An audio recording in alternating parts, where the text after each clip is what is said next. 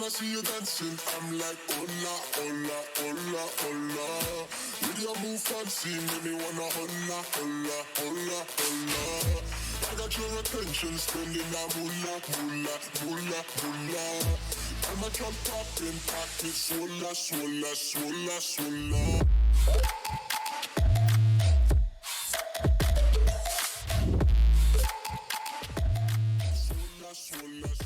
Welcome, everybody, to the Greeks Gridiron Talk Show. I am your host, Ethan Hristodoulou. It is January 25th, 2021, and boy, do we got a show for you guys.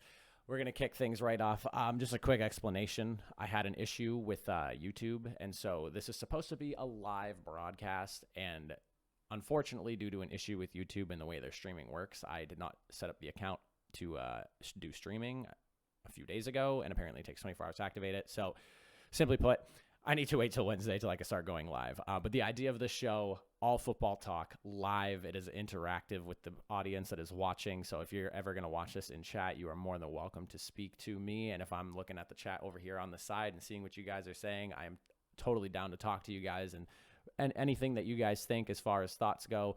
This is an open platform show, and I want the audience to be a part of it. Now, going forward, moving on with the show, big weekend, AFC title, NFC title, the Super Bowl is set.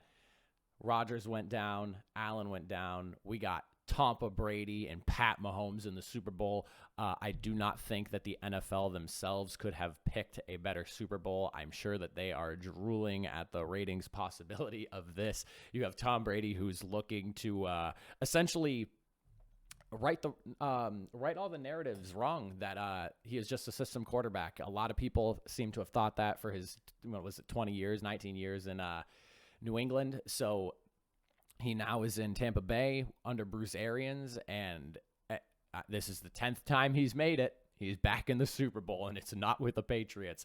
Pat Mahomes, the Chiefs, they're looking to be the second team not named the Patriots since 1997 and 1998's Broncos going back-to-back Super Bowls. Obviously, the Patriots doing that twice in the span since then, but the first team not named the Patriots to do so.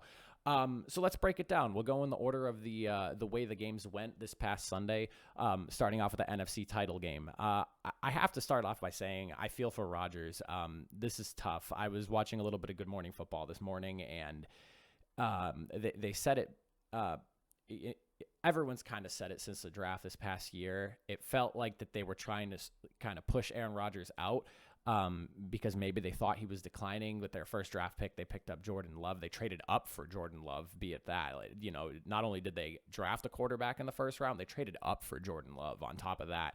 And a lot of people unsure about how that pick is going to work out for them. And I mean, especially with somebody like Aaron Rodgers, who, especially this past season, Aaron Rodgers played out of his mind. And so the fact that, what did he had 48, this is regular season touchdowns, not including the postseason, 48 touchdowns, 5 interceptions, highest QB rating in the league. He's going to win the MVP for the season. There's no doubt about it. Nobody played better quarterback than Aaron Rodgers did this past season. I don't think that's a conversation that anyone can try and have. Obviously, that doesn't include the postseason stuff going on. It's strictly the regular season. But even in the postseason, he played fantastic. He went down last night with almost 350 yards and 3 touchdowns and only 1 interception. He played his heart out, but it felt like the Green Bay Packers were maybe a player or two short. And the big thing that you can kind of look back at and is glaring to everybody is the fact that rather than going and picking somebody in the first round who maybe could have contributed on offense or on defense, because the first round pick, that's a starter in the NFL. If you're getting drafted in the first round, you're probably not riding the bench your first season. You're probably going to start. The only scenario you really see that in is with the quarterbacks, hence Jordan Love sitting on the bench because he's playing behind Aaron Rodgers. So, it's really unfortunate that they went down the way they did. Rodgers definitely trying his heart out to get that game done, but the real questionable issue that came up was towards the end of the game there with Matt LaFleur calling for that field goal rather than putting the ball in the keep hitting my mic here, hitting the having your MVP quarterback, Aaron Rodgers, not go for it on 4th and goal to just try and tie the game. You have the best quarterback in the league at that point. As of right now, this season, Aaron Rodgers, best quarterback. I just want to clarify that. Pat Mahomes, I currently think is the best quarterback, but this season, Aaron Rodgers played at the highest level. And, you know, it's really unfortunate. Matt LaFleur was, he was quoted as saying in an interview that, you know, he does kind of have regrets for the decision he made for that play, obviously not giving Rodgers the ball. But, I mean, what's done is done. It's really unfortunate. But shout out to Tom Brady and the Buccaneers. I mean, they played an awesome game. The defense did a really great job. I mean, the Packers have been putting up points left and right all season. And for them to have just held the Packers to the scoreline that they did, of 31-26. I mean, that's big on them. So great for them for doing that. Tom Brady almost threw away the game in the second half there. I mean, that whole first half was all Buccaneers. I mean, going right into halftime, 6 seconds left, Brady tosses down that bomb into the end zone. They get the points right before going into halftime. I mean, but he gave away 3 interceptions. So there's a lot of conversation you can have there. Some people are saying, well, you know, Brady threw 3 picks in the second half. You're telling me that Rodgers couldn't, you know, take advantage of those 3 turnovers. But like I said, it seemed like that they were, they were missing another piece or two. It felt on offense to really get over the hump. And I mean, the Buccaneers, their offense is clicking right now. And I can't really see a better team to kind of go toe to toe with the Chiefs to be able to put up the points and win a game. Earlier this season, totally different story. It took the Buccaneers. Granted, they're 11-5. They are much better than their 11-5 record at this point. You had no offseason due to the global situation we have going on. And then it basically took them the first, maybe I'd say like 5-6 weeks to really get the ball rolling. And then from that point on, I mean, the Buccaneers have looked like, if not the best, one of the best team in the NFC. I would say arguably that they've looked better than the Packers in totality the last few weeks. And so them overcoming the Packers seems to shock a lot of people because it's very easy to get caught up in the hype train, especially with Aaron Rodgers. But I mean, the Buccaneers from offense to defense, overall, they're just a fantastic team, very good at what they do. They can move the ball at will. Whether it's running with Leonard Fournette, he had 12 carries, 55 yards, and a touchdown, or if it's Brady throwing for almost 300 yards and 3 touchdowns. I mean, they can move the ball on offense. Their defense is really good. They're very opportunistic. They had all the turnovers they did in the first half that essentially just kind of, you know, killed the Packers in that game. The Packers had every reason to win this game and just kind of came up short on it. And be it the bad luck with the turnovers or in the second half, Brady throwing the 3 picks. It's really unfortunate the game shaked out the way it did for the Packers, but I mean, good on the Buccaneers, man. I'm real excited to see Brady in the Super Bowl at home. Tampa Bay being the first team ever to host a Super Bowl. That's pretty insane. And the fact that Brady chose Tampa Bay, I don't know if this was in the back of his mind, but I'm sure it had to be with how good the Tampa Bay Buccaneers looked. And all they needed was that quarterbacking piece. That's obviously been in the back of his mind is I want to win a Super Bowl at home in my stadium. It's his stadium now. Tampa Bay is his place. So that's really exciting to see. Moving on, we'll talk about the AFC title a little bit. My God, man. Pat Mahomes is something else. Dealing with a turf toe, mobility is supposed to be limited. And if you had not told me anything about Pat Mahomes and his injury before that game, I would have had no idea that Pat Mahomes was even hurt. If that turf toe was even really bothering him to that extent. He looked good, man. And that Chiefs offense there's no ifs, ands, or buts about it. It is the best in the league. They put up 38 points, and it looked easy while they were doing it. And I mean, honestly, if the time wasn't running out the way it was at the end of the fourth quarter, that game could have very easily been like a 45-24 blowout win for the Chiefs. So that offense is moving. The defense is doing a really good job too. I think that's one thing that gets lost a lot with the Kansas City Chiefs is people seem to forget about the defense. But the defense, my goodness, man, pressuring Josh Allen all night, especially at the end there. I mean, they got the massive sack towards the end of the game there to really put everything away. Some questionable play calling on the Bills' end. I don't really understand what the thought process was of not kicking a field goal after that touchdown to put them at 21. Because the idea is, put yourself in a position where you're down 16 points, which is just 2 possessions, and then, go from there, make it easier on yourself, not harder on yourself, because you at that point, you go for the 2, you don't get it. All hope is lost. You're down 3 scores with about 4 minutes left in the game. Granted, they did get that onside kick and they had a good opportunity, but at that point, I mean, spirits are broken. I understand it's the NFL. Anything can happen. You never really know, but that 3 scores in 4 minutes is tough, and that's not something that happens just every day. I know it's any given Sunday, but that's just not something you're going to see happen. But I mean, my goodness, man, Pat Mahomes, 325 yards, 3 touchdowns. He looks ready to win his 2nd Super Bowl, and him and Tom Brady going to be shooting it out. That's going to be a sight to see. I mean, Tom Brady has obviously been the face of the NFL for, since the first year he won a Super Bowl, on his way to his 6th that he's earned himself. And now Pat Mahomes with his first Super Bowl last year, and now he's going back to back. He's looking to, make his mark in the NFL history books as, one of a very few groups that have been able to win back-to-back Super Bowls. This is going to be a showdown, and I don't think the NFL could have asked for anything better. I mean, you really couldn't have been mad with any of the 4 teams in these championship games, to be completely honest with you. I mean, either way, it was going to be an exciting game with all the teams that we had. It looks like the Bills kind of ran out of gas. Their team is very good.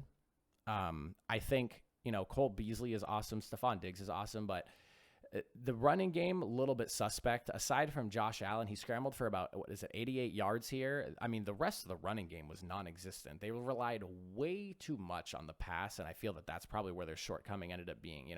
Everyone says it's a passing league. It is a passing league, but you have to be able to move the football on the ground. And I'm not talking your quarterback scrambling every single time for you and getting those yards. Like, you need to have a running game that keeps the defense honest, so they're not just consistently playing back. And, you want the defense to stack the box more, because that puts your passing game in a better position to be able to throw that football, make those connections, and be able to move the ball down the field. Especially against a team like the Kansas City Chiefs that have a very good defense when everything is clicking. They can put the pressure. They have the corners, the safeties. They're led by Tyrann Mathieu out in the backfield. They have Chris Jones up at the front lines. That team overall it's very well built and constructed, and they have great leadership. They have a very good communication on that defense. So, you have to be able to keep the defense honest. And when you look at the total number of rushes here, 18 carries, and 7 of those came from Josh Allen. So at that point, only 11 runs for running backs. And when you think about it, a defense, they're not going to buy you when you're lining up in a single back formation or in an I formation. They're going to expect maybe a play action pass, or you're just throwing out from under center. So, it's tough. They're going to need to maybe reconsider the running back situation. I know they drafted Devin Singletary a couple of years ago, but I don't think he's really the answer. Offensive line may need to be looked at as well. They may need to work on the line up front. Maybe, it seems like the running game just suffered, and that's really where the Bills kind of came up short, I feel, personally. I mean, they have the passing game. Josh Allen has the big arm. They have good receivers. Cole Beasley, very underrated. Stephon Diggs, obviously one of the best, if not the best receiver this year. I mean, him and Devontae Adams are probably the 2 people you talk about that when you have that conversation. But overall, a couple of great games. The Bills-Chiefs game, man, got real chippy at the end too. Or throughout the majority of the game, there was things here and there, but especially at the end, a lot of shots being thrown. Josh Allen throwing that football right in the defensive lineman's face, and then obviously people start getting pushed and shoved. The referee comes out there. He calls 5 different penalties. I think 2 were on the defense, 2 were on the off, or 3 were on the offense, 2 were on the defense.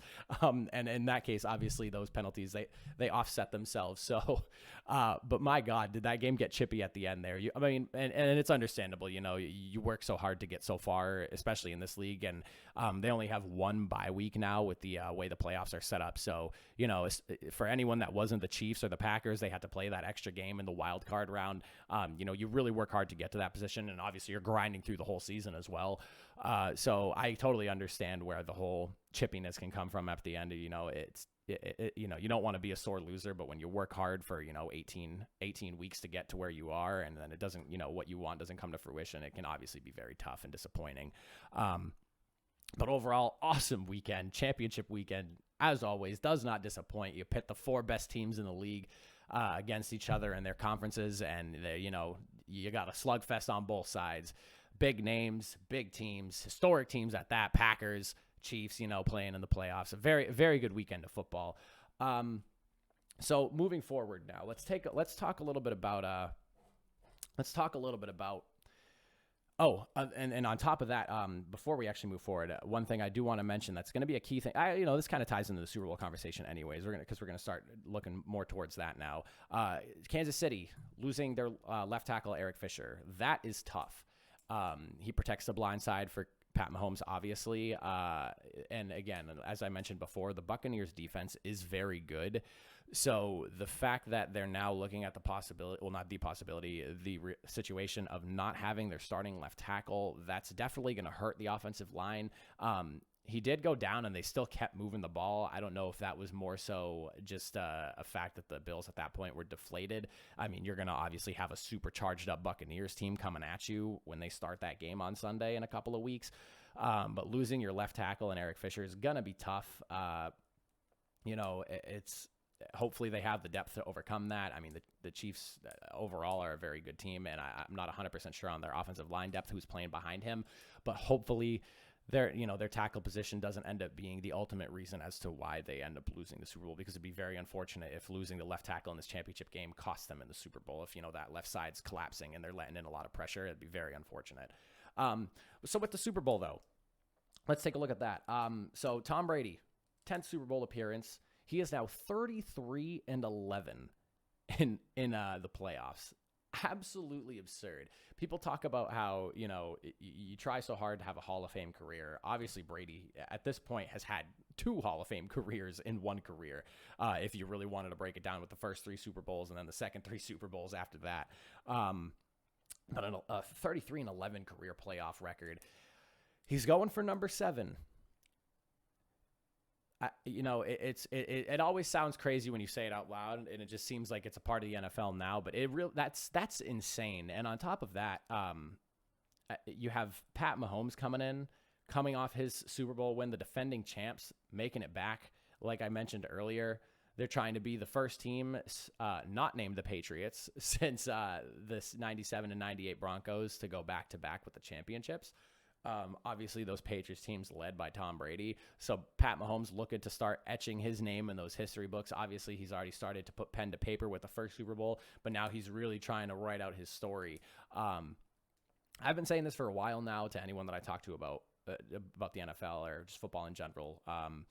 I firmly believe the Chiefs have a very good opportunity to be Patriots dynasty-wise. The fact that Pat Mahomes is as good as he is at such a young age, he won the Super Bowl last year, and I'll go ahead and put this on record now as the Chiefs are my pick to win the Super Bowl, and I'll get into that in a second as well.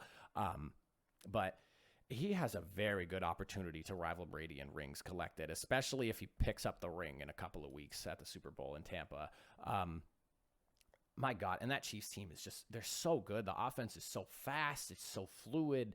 Andy Reid is just drawing up plays like a madman. I mean, you can't really ask for much else from that entire squad. And as mentioned before, the defense is really good as well. But Brady going for 7 rings. We have Pat Mahomes going for his 2nd ring. I'm definitely picking the Chiefs, and it's not to knock Brady or anything like that. I firmly believe that both teams have a very good shot at winning the Super Bowl. I do not want to take away anything from either teams.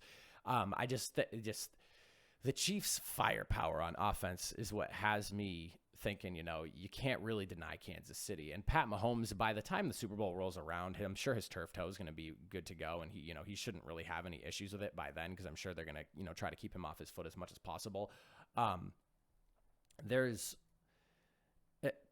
Bucs, their offense is great. Their running game, I would say, isn't as great as the Chiefs. I could be wrong about that, just based off what I've seen. I've watched a fair amount of Chiefs and Buccaneers games this season. It's kind of hard not to, living in the New England area. Obviously, Tom Brady was shown on TV every single week that it could possibly be. I don't know if it's just because the Buccaneers would rather be more pass heavy the last back half of the season, but I definitely feel that the Chiefs have a better running game. They just got Elaire back, so that's big on them too. But I mean, they just have the 1-2 punch in Le'Veon Bell and Elaire. And Williams too. I would say Williams more than Bell, if anything. Williams looked good last night as well. But I would definitely go with the Chiefs. Their defense, I would say the defenses on both sides are pretty much comparable. They're both opportunistic. They're both very good defenses. If anything, you'd probably give the slight edge to the defense in Tampa because they're very opportunistic. It seems like every time they get a turnover, they put their offense in a very good position to score. I mean, 2 of the turnovers from this past Sunday against Rodgers, the pick wound up being a touchdown. They had a fumble that they brought like to the 9-yard line, which was huge for them as well. So, I mean, the defense, not only do they generate turnovers, but the turnovers seem to put the offense in a very good position to end up putting up more points on top of that. So if the defense isn't scoring, the offense is scoring because of where the defense set them up right afterwards. So I maybe would give the slight edge to Tampa Bay just because their defense is phenomenal. But the Chiefs also have, the Chiefs have a great defense as well. So, it's kind of just like picking and choosing like who you think is really better at their positions and who does a better job at what. But I would say they're fairly comparable. At least within the last few weeks when you look at their body of work through the playoffs and the last couple of weeks of the season. I would definitely go with the Chiefs. Very curious to see what everyone has to think. So if you're watching right now, I would definitely go ahead and, say that leave it down in the comments. Who's your Super Bowl pick? Chiefs or Bucks? You can't really go wrong with either or. This is a very exciting Super Bowl. I'm excited on the prospect of past versus present and into the future kind of deal. This is my cat Gravy, everybody. He likes to hang out and jump around and get on my desk when I don't want him to. But yeah, no, I have a strong feeling for the Chiefs. I'd love to know what you guys think. So down in the comment section below, if you follow me on Twitter or Instagram, you can use the hashtag Gridiron Gang and post what you think there. I'd love to talk to you guys on that. I do have a Twitter, Greeks Gridiron. My Instagram is just my name, Ethan Hristodoulou, so you can find me up on there. Or just down in the comment section. Let me know, who's your pick for the Super Bowl? Who do you got? Tom Brady, or do you have Pat Mahomes? The past versus the future. Lot going on. Lot going on. With that said, let's talk a little bit about some stuff that went on post-game. Aaron Rodgers. This has been a tough year for him. He, obviously with the first-round draft pick, he kind of gets put into that position of, okay, the Packers are getting ready to move on from me. You don't draft a quarterback in the first round without the idea being, okay, they're looking to probably either move me or let me play out my contract, and they're not going to bring me back.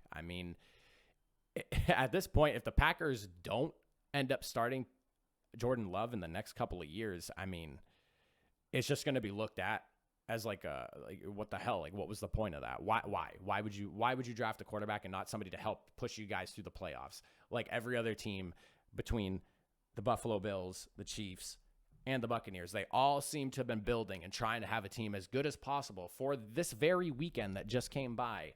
The only team you could really look at and say didn't try doing that was the Packers. They didn't change too much, didn't have too much roster turnover, and they didn't use their first round pick on somebody who could help them push through the playoffs.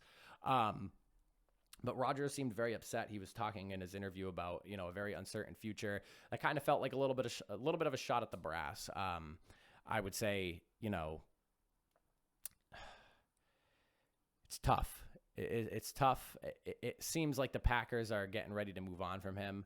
If he does end up leaving, I would love to see Rodgers go somewhere that is just Super Bowl ready. The Colts are a good place if they end up trading him for whatever reason, if he demands a trade, because he seemed very uncertain in that interview. If he demands a trade somewhere like the Colts, somewhere that has a really good defense so that he doesn't necessarily have to put up 30 some odd points. People say the Broncos are a team that could be a quarterback away. A lot of the Denver fans feel that way. I don't know if the defense is as good as it once was. Von Miller was hurt. I know that they're looking to ask him to restructure his contract, or that's been the rumor. So with that, he might just want to, and with the cap being changed the way it is, they might end up losing him. And if they lose Von Miller, that defense kind of gets not blown up, but that's a big piece of the defense to lose. So that'll be something interesting to look into. But Denver seems to be a place that people have talked about. Indy, I think, would be a good fit for him or Matthew Stafford, and we'll talk about Matthew Stafford in a few minutes as well. But Indy would be a good place. Denver's been brought up a lot. I'm trying to think of other places that could use a quarterback. It would be out of this world if he somehow got traded to the New England Patriots. And again, this is all speculation. I have a good feeling Rodgers might be back next year in a Packers uniform, but with the way he talked in that interview, very, very strong chance that he's gone and we don't hear from him in a Packers uniform ever again this next season. If he's frustrated enough and unhappy enough, which I remember around the draft time, he was not very thrilled about having a quarterback drafted in the first round. And now, with the field goal situation and not trusting him to go for the touchdown to help tie the game, as opposed to just kicking the field goal for the safety purpose, you have a very, very good conversation of, is Rodgers going to be back in a Green Bay Packers uniform or not? For me, I would love to see him get moved. I think you saw with the way Brady got sent out to Tampa, well, not sent out to Tampa, but he moved himself out to Tampa Bay. Phillip Rivers going from the Chargers to the Colts, seeing those big name quarterbacks kind of move around the league. Now it makes me sit here and think, okay, like what else can we get here? Can we get Rodgers in another uniform? It's awesome to see those big quarterbacks play on a second team. I remember when Peyton Manning left the Indianapolis Colts, obviously seeing him in a Denver Broncos uniform was weird, but he ended up playing out 4 years and winning a ring over there. Well, could that be Rodgers going to somewhere like Denver or Indy?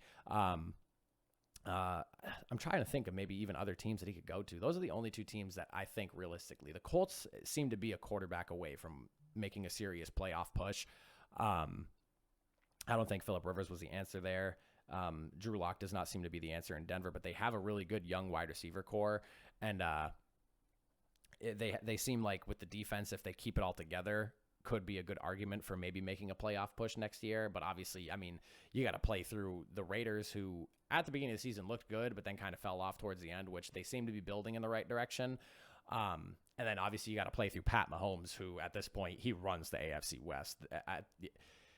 If you're a fan of any team that's not named the Kansas City Chiefs in the AFC West, you guys are competing for second or hopefully ousting the Chiefs for that first spot in that division. But I mean, the way it looks, that AFC West division is going to belong to the Kansas City Chiefs as long as Pat Mahomes and Andy Reid are drawing up plays and throwing dimes and doing what it is that they do best. And that seems to be how that AFC West division is looking. But yeah, I'd love to see Rodgers, just in a different uniform. I'm a Colts fan. For anyone who knows me personally, they would know that. But if obviously you don't know me, I am a Colts fan. So I would love to see him go to Indianapolis. That would be awesome. But I would just love to see him anywhere in another uniform. I loved seeing Tom Brady move out to Tampa and seeing him play out in another uniform. And on top of that, having success and being successful is the big thing.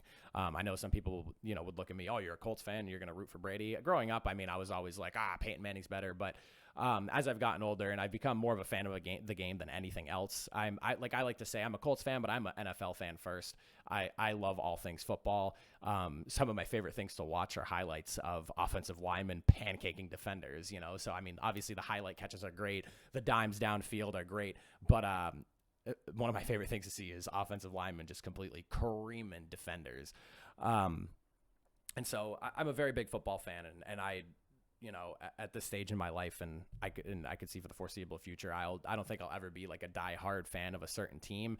I'm more or less just looking for good football and good games because that's what I love to see. I love to see the NFL doing well, and I'm all for good play. And watching Tom Brady go to Tampa Bay and do his thing out there, and he's going right back to the Super Bowl the first year he left New England after he just wasn't able to make it to the Super Bowl in New England last season, I think is awesome. It's great. So.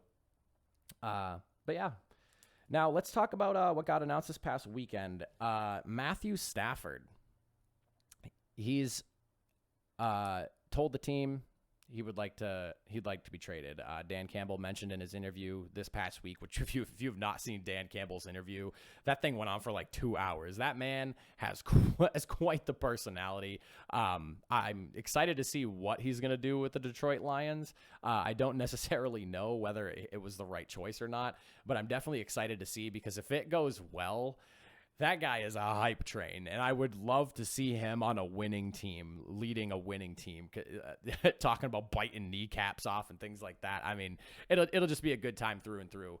But But yeah, so Matthew Stafford told the team he wants to leave.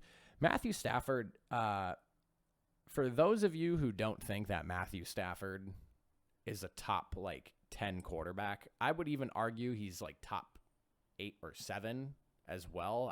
I would. There's a handful of quarterbacks I would put behind him. Matthew Stafford is awesome. If you have not seen his highlights, if you have not actually watched Matthew Stafford play and your notion is that he just can't get it done, he's on an organization that has not done anything, to be quite frank. They couldn't really build a good team around him. Yeah, he had Megatron for those handful of years that Megatron was around. But, other than that, that's all they had, really. They never had a really good run game. And then the 2 years their teams were good, he did take them to the playoffs. But the thing was they weren't as good as advertised, I think, and more so benefiting from their division not being as good. And they had just a good roster, I would say. But he brought them to the playoffs. Obviously, no playoff wins, but he still brought them to the playoffs. And he lost in heartbreaking fashion. If I'm not mistaken, one of those playoff wins was a shootout. And, when you get into shootouts and things like that, obviously, you expect your quarterback to lead your team to victory with that game-winning drive. But you kind of have to put the blame on the defense there for allowing something like that to even happen. When defenses just start falling apart and teams are just, dinking and dunking, tossing bombs all over them, you kind of have to sit there and think, all right, well, what did the defense do to help this quarterback out in that situation? And, that's where things get lost. You can't just put the weight on the quarterback and say he hasn't gotten it done. His teams weren't good enough. Matthew Stafford being traded, again, another person that I think would be awesome. This is what I think is far more realistic, is seeing him go to somewhere like Indianapolis. The Denver Broncos, obviously another place. But he wants a ring, so he's going to want to be traded somewhere that can put him in a position to win now. You have Chicago could be another place. I don't know if he would want to go to Chicago. I know that place is not necessarily, I don't want to call it a train wreck, but, they have a lot of issues going on there, but an upgrade at quarterback would really help out the Bears because they have such a good defense. And they do have some good offensive pieces. Tariq Cohen, Allen Robinson, if he stays, that's if he doesn't end up going this offseason, with Matthew Stafford, could put them in a really good position because, a year or two ago, the Bears were a quarterback away from making a serious push to the Super Bowl. And Mitch Trubisky kind of held them back on that. Nick Foles, obviously not the answer for that either. But those are about 3 places I think realistically he could work. I'm trying to think of other teams. Who do we have that could really use a quarterback right now? There's a lot of teams that could use a quarterback, but I'm trying to think of somewhere that's win now and would put him in the best position to be able to chase a ring. New England's another place. New England's a hot spot because obviously some people say that the appeal of playing in New England was playing with Tom Brady, but you can't say that and not think, well, hello, Bill Belichick, greatest coach of all time, playing under his system. It's a winning system. They won 6 rings. I have a hard time saying that Bill Belichick is the reason that they won the Super Bowl or that Tom Brady was the reason they won all those Super Bowls. I look at it more as, the pieces together kind of help push them through. I think, without one or the other, you don't get the dynasty that they had in New England. So New England would be another good place if they actually go after some receivers. The defense is good. They didn't have a lot of defense.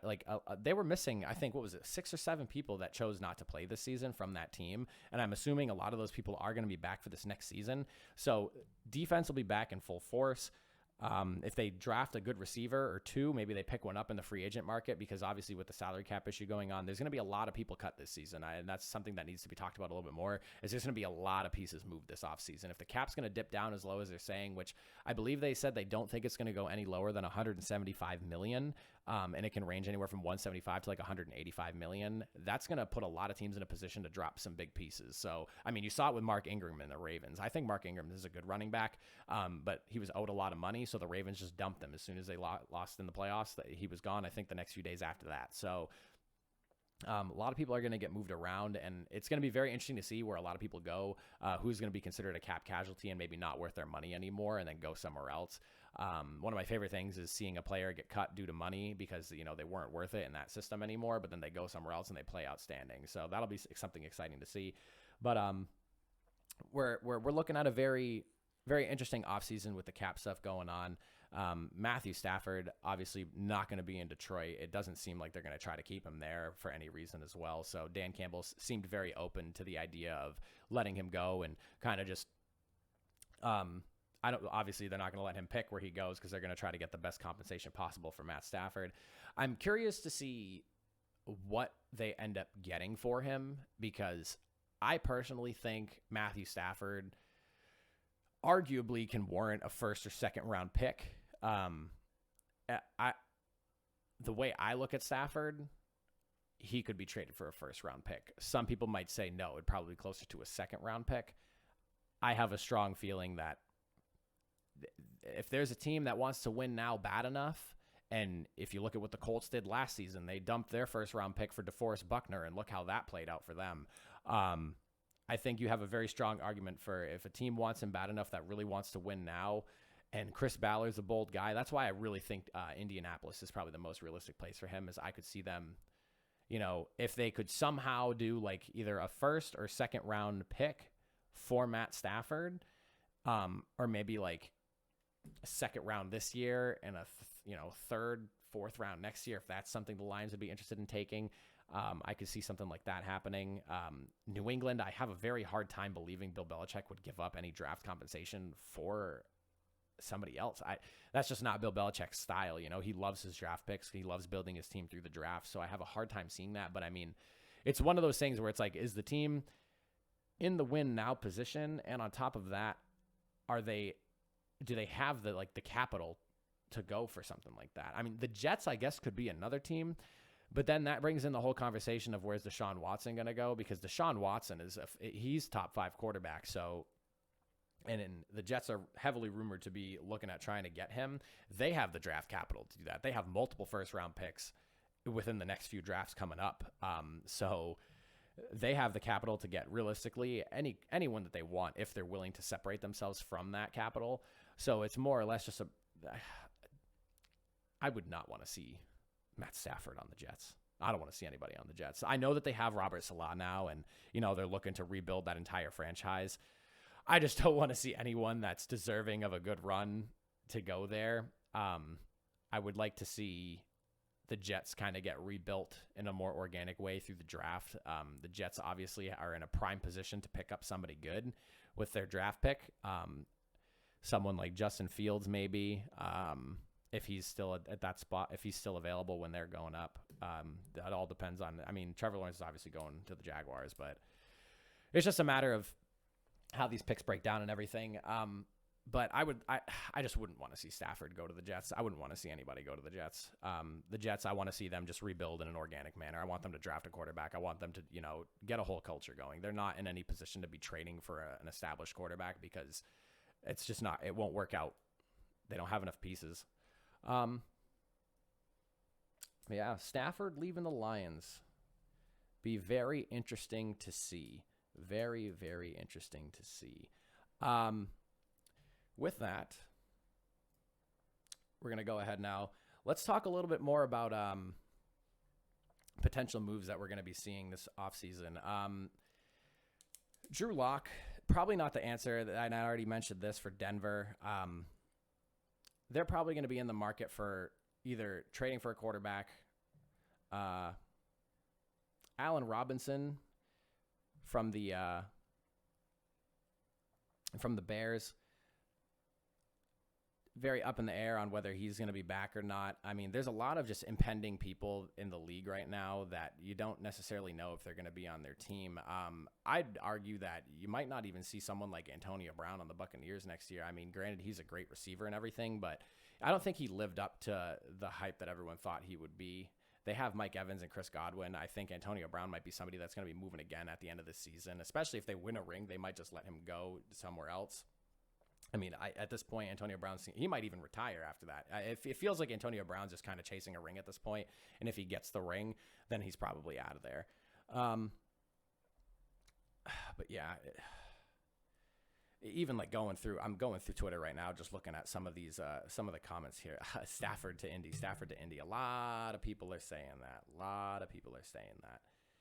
Makes a lot of sense for him to go there.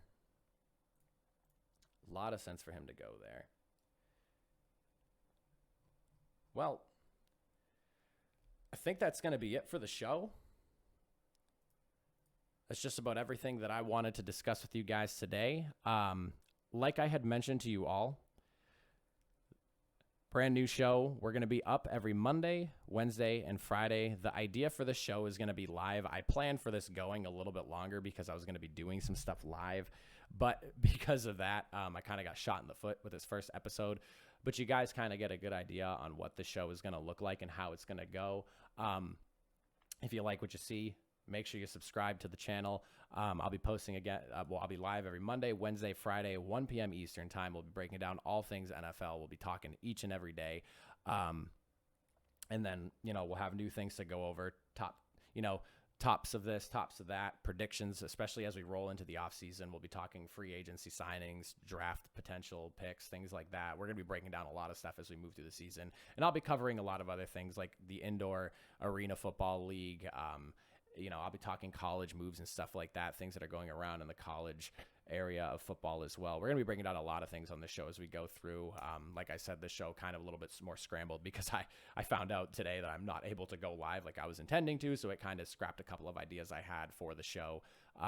But with that being said, I am the Greeks Gridiron podcast here on YouTube, on Twitter, Greeks Gridiron, at Greeks Gridiron. Instagram is just my first and last name, Ethan Hristodoulou, over on the show. You can see right on the little nameplate here. Hashtag Gridiron Gang. If you're a part of my family, you are part of the Gridiron Gang. So if you want to talk to me on Instagram or Twitter using that hashtag, Gridiron Gang is the way to go. But other than that, I appreciate you all for joining me on this wonderful Monday afternoon. I hope to see you all again soon. I'm looking forward to keeping the ball rolling on this show.